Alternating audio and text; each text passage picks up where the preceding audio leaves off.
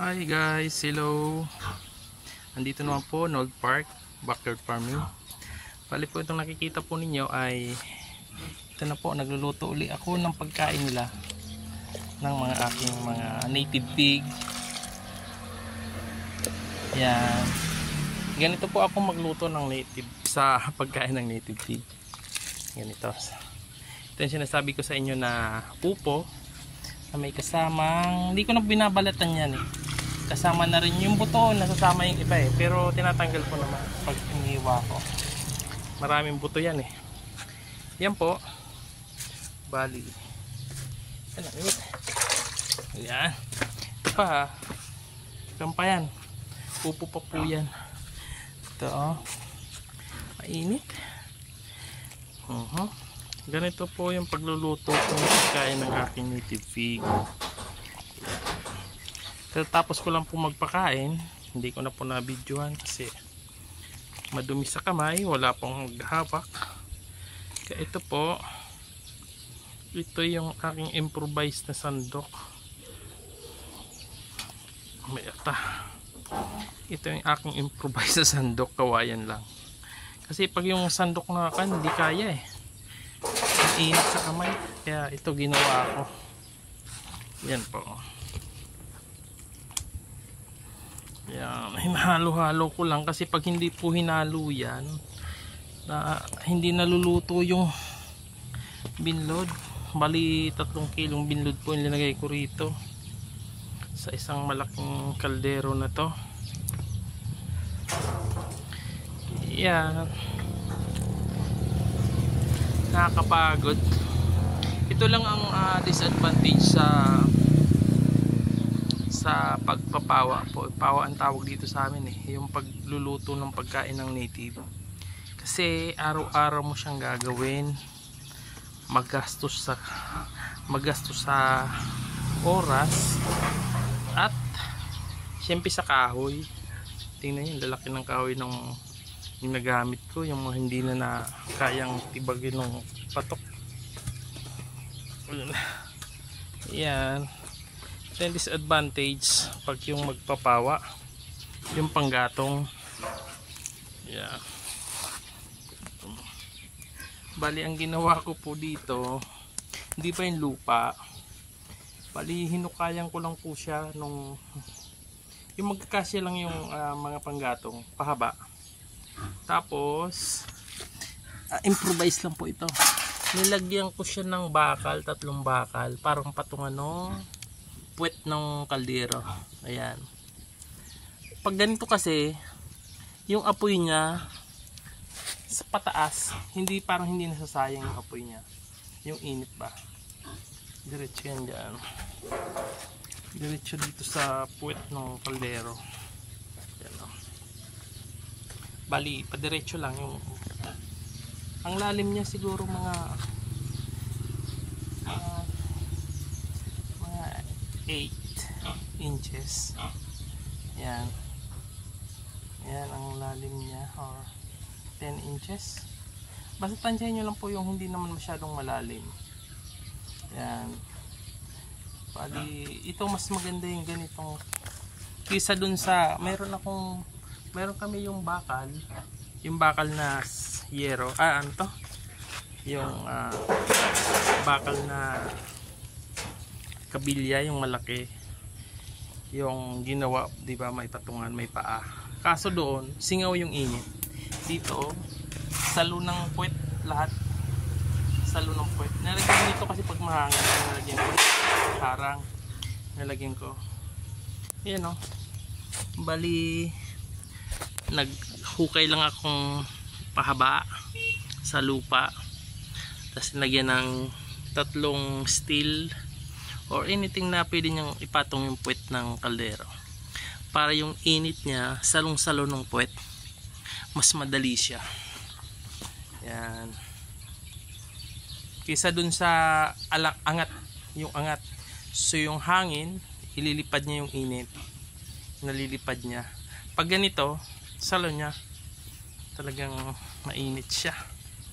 Yan. Ganito. Diba?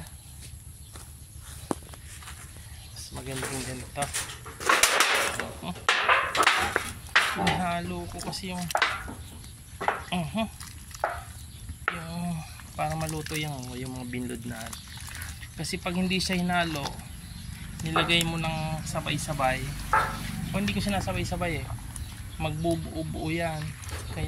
Gaya kanina, may nakita akong mga bilog-bilog na kanin, tapos nung hiniwa parang hindi masyadong luto yung gitna kasi namuko siya. Ayan malapit nang malugaw yung binlod. Maganda yung ganito kasi isa rin to sa mga kumbaga mga improvised na lutuan, mga pangbukid na pagluluto, pang probinsya. Para humangin man, hindi niya ililipad yung init, sa ilalim lang. Pero pag sobrang lakas ng hangin, kaya linalagyan ko ng harang-harang na ganito, nilalagyan ko siya ng ganito para yung hangin niya, parang yung hangin niya yan, hindi siya itatangay, hindi siya tatangayin yung init. Yan, malapit nang maluto ito. Tingnan niya naman diba? Yan, yung matitigas na po itong upo. Ito nga yung balat, matigas na pero sayang kasi hindi na kinukuha doon sa farm. Pinupulot ko lang yan, pero wala na. Last na tong nakuha kong isang sako na yan last na yan. Meron pa ako dun sa loob. Ayan yan po, ganito po ako magluto araw-araw. Ito na yung gawain ko, nakakapagod kasi syempre hindi mo naman gawain to dati. Ito ang ginagawa mo ngayon, ganon talaga. Nagkaaral lahat. Sarap na, lugaw na po yan. Nagpakain na ako ng aking native. Busog na lahat ng baboy ko. Nakapakain na ako nitong mga to. Yan, tulog nila. Yung isa doon.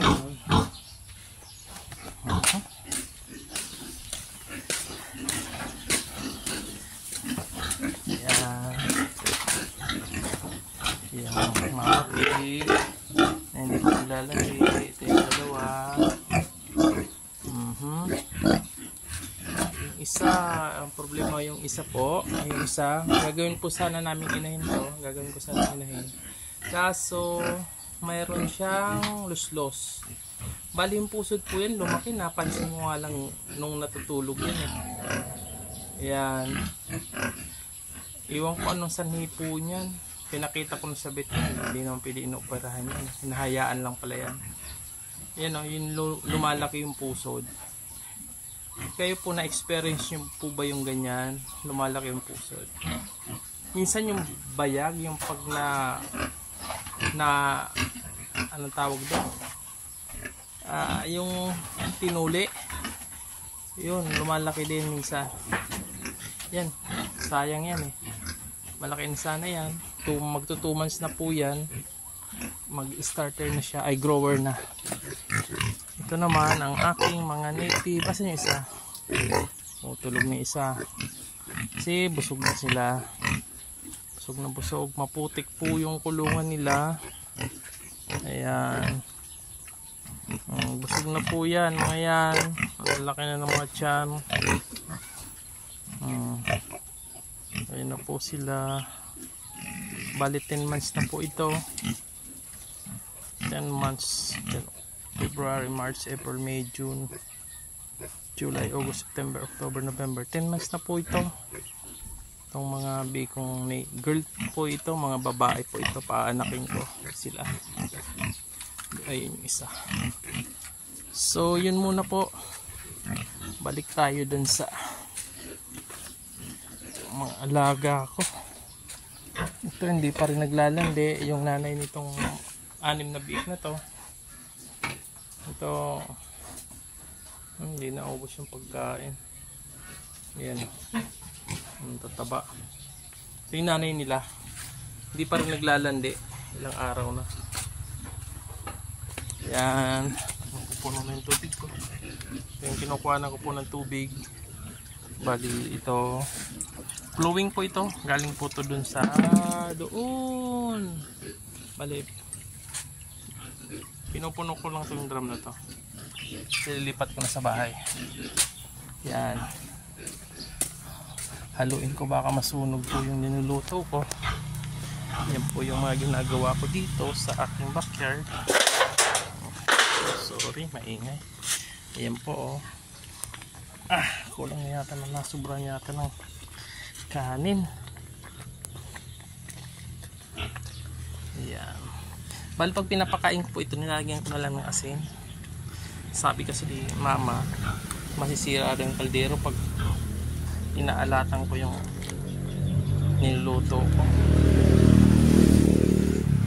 Ang bubutas. Okay. Bali para bukas na po ito. Bukas mainit pa ito. Tagal po itong lumamig.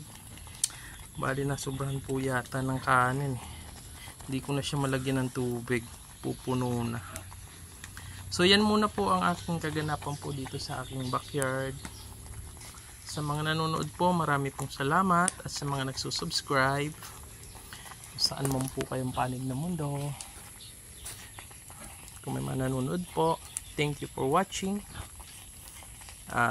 God bless po. Paki-like naman po or subscribe po sa YouTube channel po natin. 300 pa lang po yung subscriber ko, pero marami pong salamat. Yan po. Thank you and God bless. Ingat po kayo lagi kung saan man po kayo naroroon.